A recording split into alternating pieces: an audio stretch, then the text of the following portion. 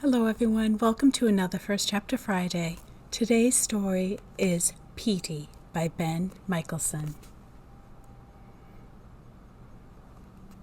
Chapter 1, Spring 1922, Bozeman, Montana.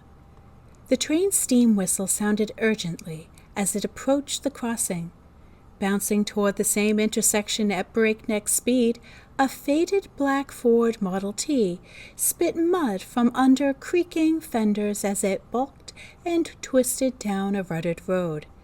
Passengers leaned out the train's windows, shouting and whistling as the Model T careened over the track seconds ahead of the rushing locomotive.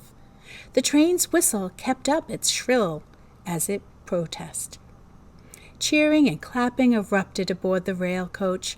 "The horseless carriage won again!" someone yelled.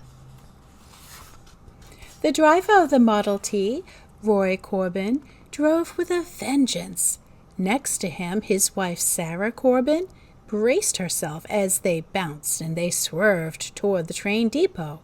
This was no sporting event. She looked instead at the bundled-up child on her lap. This was the reason for their trip. Sarah Corbin remembered 2 years earlier when the physician had entered the barren hospital room. A fatherly voice could not mask his cruel words. "Mrs. Corbin, regrettably your child is born with deficiencies." Sarah gasped, the words gutting her mind. What did he mean, deficiencies? She struggled to understand. "Is he not right?" she pleaded. The doctor paused. "I'm sorry. Get some rest. We'll talk later." "Doctor, what do you mean, deficiencies?" "Mrs. Corbin, please. You've been through—" "I want my baby. He's mine," Sarah interrupted bitterly. "I carried him for 9 months. Now I'm strong enough to hold him. Get my baby now!" The doctor nodded sadly. "Just one moment." Soon a nurse in a starched blouse brought in a wrapped bundle and placed it awkwardly in Sarah's arms. My baby, Sarah thought, cradling the child. She reached weakly and pulled aside the blanket. Her bottom lip quivered. "Oh, no!" she gasped. The baby's expressionless face looked like a caricature placed on top of a tiny twisted body. His eyes were little brown orbs, frozen in a hollow gaze. His lips squeezed tightly askew under some hidden tension. A numb and haunted emptiness filled the room. Sarah hugged the bundle, hoping that soon the quietness might disappear along with the twisted appearance. The nurse waited patiently. "Please, leave us alone," Sarah said, her voice breaking along with her heart. As the nurse's retreating steps echoed down the hallway, Sarah stared down at her son again. Where were the tiny round cheeks, the delicate lips, the button nose? Wasn't every baby supposed to be perfect? Sarah fought the sick churning in her stomach as she studied the misshapen features. Her husband Roy should have been here, but they had not expected the baby this early. Roy was hauling a load of cattle back from Miles City. Sarah hugged the baby to her breast and cried silently into the nothingness that surrounded her. She wanted to curl up on her side in a fetal position and to be a child again with a mother to hold her, wipe her tears, and kiss away her hurt. But she knew that at 36, she was the mother now, and no one could kiss away the doctor's terrible words. She and Roy had decided to call their third child Petey if he was a boy. Now Sarah tried out the name. "Petey," she cooed. The name tasted strange. "Come on, Petey," she begged, but the baby's stillness spread throughout the room.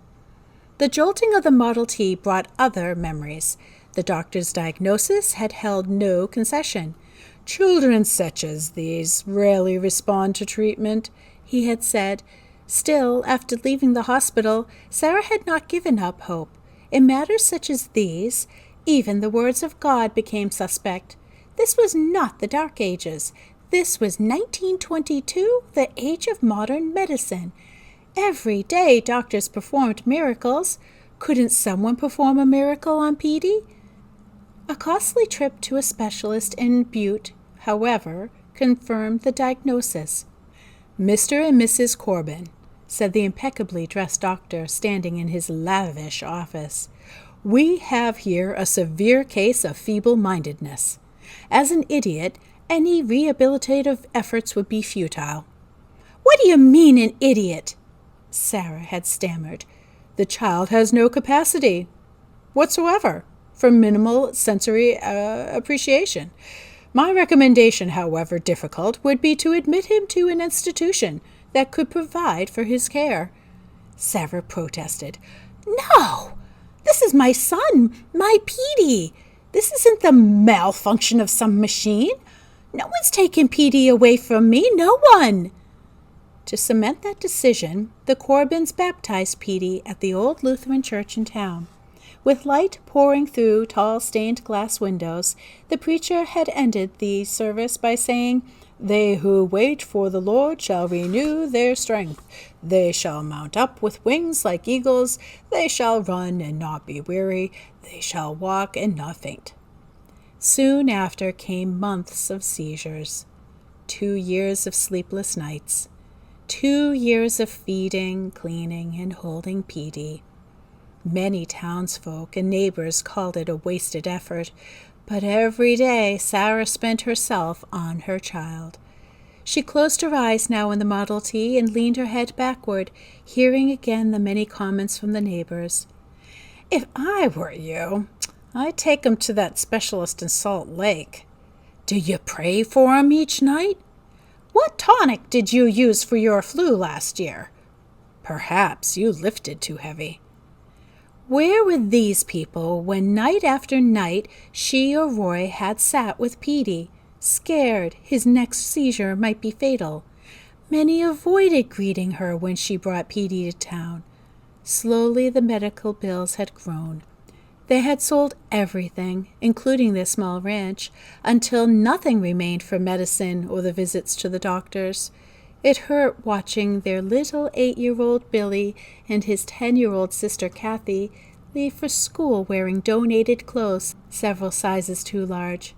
Would they ever have toys, ice cream cones, or go to the county fair like other children? "Why don't you love us like you love Petey?" little Billy blurted one day. That day a decision was forced on the family. That day was the reason for this trip to Bozeman, to give up Petey. Petey was being sent to the Warm Springs Insane Asylum in Warm Springs, Montana.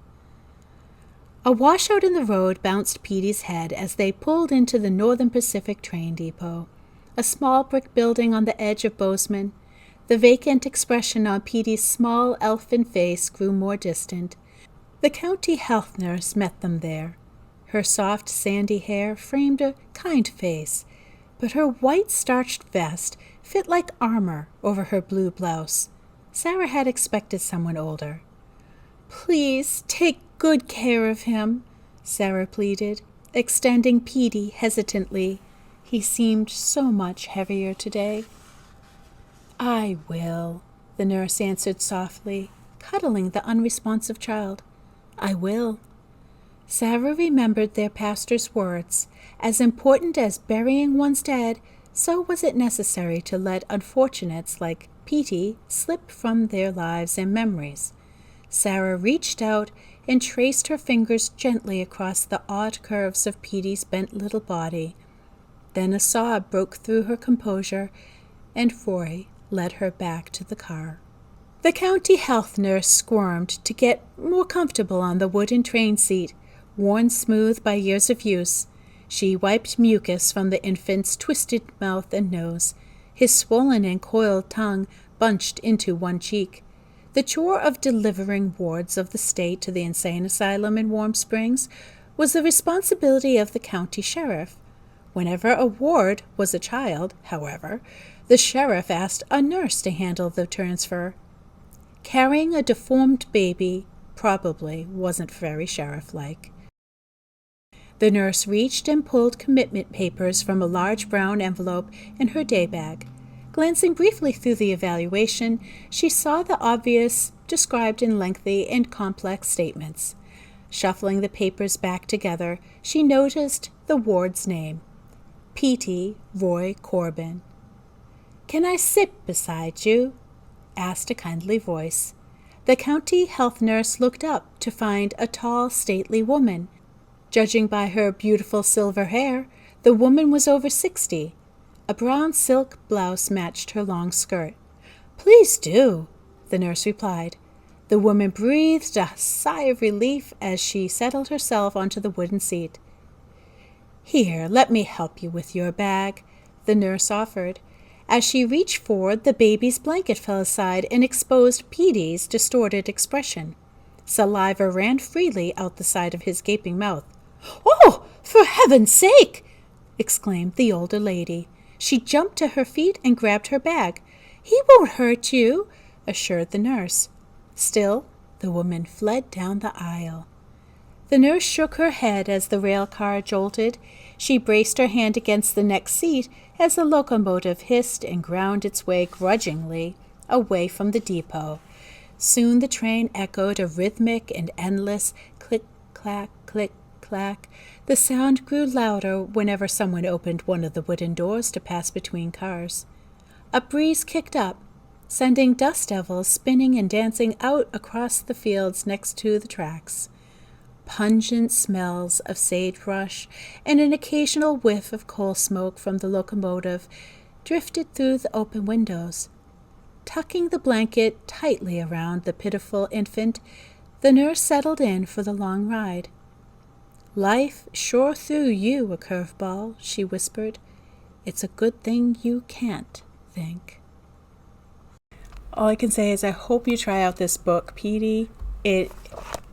It's been so good. I know Out of My Mind is about a girl who has been trapped in her body. He is trapped in his. I think a lot of people don't understand what cerebral palsy is like and what's going on inside the mind of a person who has it. So it's really an eye-opener. It's also kind of like a scene into what things were like back in the past and how people were treated. I love the book. I hope you read it. Have a great day.